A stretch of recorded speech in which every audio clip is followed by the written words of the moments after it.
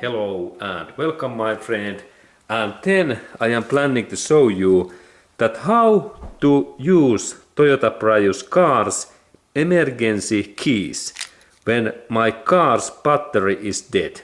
I have left my car in like half year in garage and now there is no any power in my car. Okay, and really in here when I press this side arrow in here, we can see the small side arrow.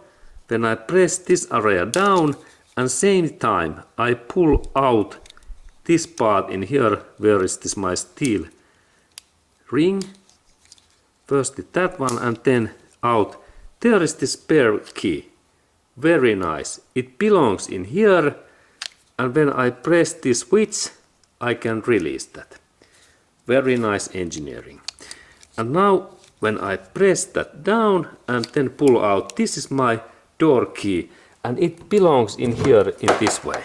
Yes. Now when I move this in here, look, you can see, now this works and door opens, great. And this is really door key in here, excellent.